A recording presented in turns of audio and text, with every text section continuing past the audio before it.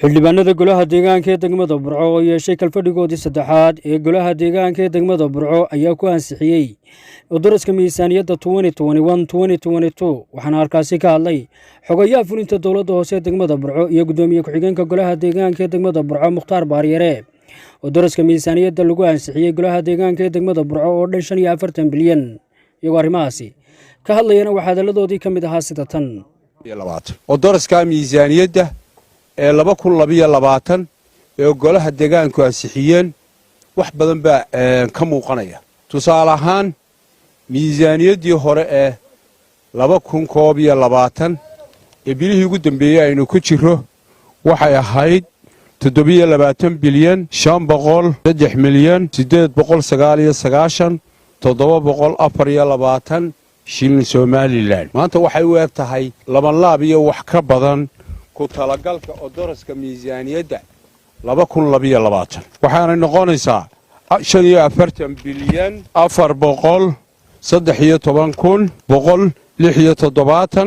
529 shilin Somaliland waxay halkaa ka muuqata muuqaal xajmi weyn koror weyn oo tadawur ay ku samaysay degmada Burco dakhliga insha Allah ama mala awaalka 2022 ee dawladda hoose Burco waa magaalo madaxdii labaad ee dalka Jamhuuriyadda Somaliland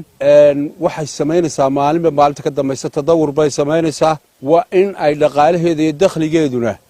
la jaan qaada xoolin noolaa way naga maqan yihiin laakiin insha Allah ta'ala haday iyaguna inoo soo baxaan ama ilaahayba inoo furo toos inoogu socdaan degmada Burco ama gobolka Togdheer oo seylada ugu weyn geeska Afrika ku taalo بإذن الله تعالى إلهي سيدنا نكرر جينينو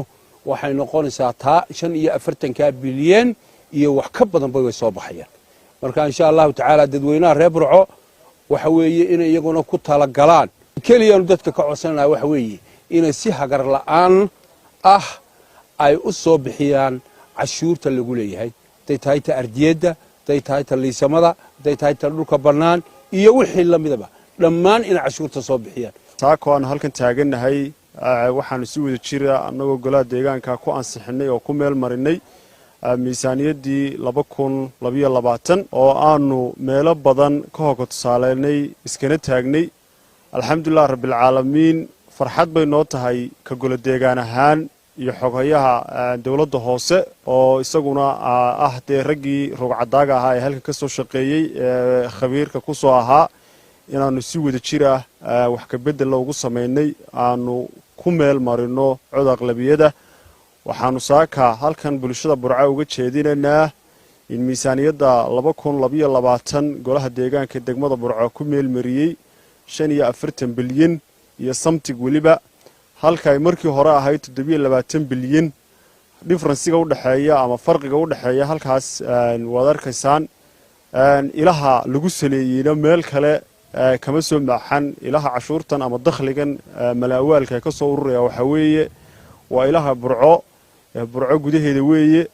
hadaba bulshada qiimaha badan ee sharafta badan ee reer Burco waxaan ka codsananaa qof kasto cashuur ku waajibtay haday guri tahay haday dhul banaan tahay haday ganacsi tahay iyo hadii wax kala tahayba inay si wanaagsan isu barbar taagaan golaha deegaanka cashuurtaana ay maxaan ku raahdaayay